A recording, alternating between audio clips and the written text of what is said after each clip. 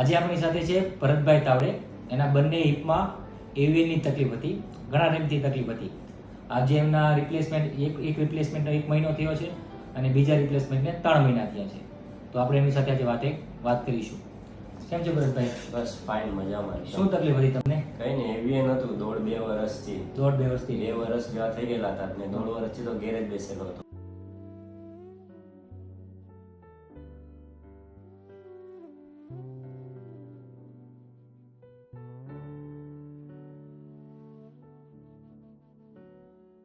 ઘેર જ બેસેલો હતો. શું તકલીફ થતી હતી? ચલાવવાનું બંધ થઈ ગયેલું, પલાટી વાળવાનું બંધ થઈ ગયેલું, રોજિંદા જિંદગીમાં કામ ધંધા બંધ, ઘેરે બેસી રહેવાનું, પથારીમાં પડી રહેવાનું, કંઈ બી જરૂર હોય તો સપોર્ટ વગર નથી થતું, કંઈ લેવું મૂકવું હોય તો બી કોઈને અને હવે આ 3 મહિનાથી એટલી રિલીફ લાઈફ થઈ ગયેલી છે કે એકલું બી મારે કંઈ કરવું હોય, લેવું મૂકવું હોય તો એટલું કરી શકું. પલાટી વાળાય, નીચે બેસાય ને પહેલાં તો રાતની ઊંઘ નહીં આવતી, હવે 3 મહિનાથી શાંતિથી રાતના ઊંઘ આવી જાય છે. એકદમ પરફેક્ટ છે. ક્યારે તમારું રિપ્લેસમેન્ટ પહેલું ક્યારે થયું? પહેલું મારું 6 ફેબ્રુઆરી થયેલું ને બીજું હમણાં 5 એપ્રિલે થયું. એટલે એ પહેલાના 3 મહિના થયા, પહેલાને 3 મહિના થયા અને બીજાને બીજાને 1 મહિના પછી રાહત થઈ ગઈ. રાત એકદમ કમ્પ્લીટ. અત્યારે કઈ તકલીફ છે? તકલીફમાં કંઈ નથી, માઇનર પેન રહે છે, એ બી આપણે 1-8 મહિનામાં ક્લિયર થઈ જશે. ઓકે, કેવું લાગ્યું તમને? એકદમ ખૂબ સરસ, મજામાં. કામ તો એકદમ ક્લિયર. ડોક્ટર સાહેબ એક ભગવાન જેવા જ મળેલા છે.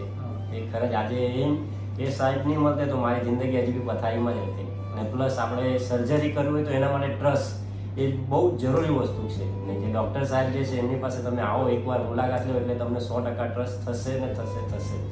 અને બધા લોકો ડરતા હોય છે હિપ રિપ્લેસમેન્ટ કરવા માટે, એટલે કરાવે કે ના કરાવે? કરાવા 101% જિંદગી સુધરી જાય તમારી. હું પણ ખૂબ ડરતો હતો એટલે હું 1.5 વર્ષ એમ તેમ કર્યો. મેં ઘણી જગ્યા પર તપાસ કર્યો કે મારે સર્જરી કરાવી છે, આવું કરાવી છે.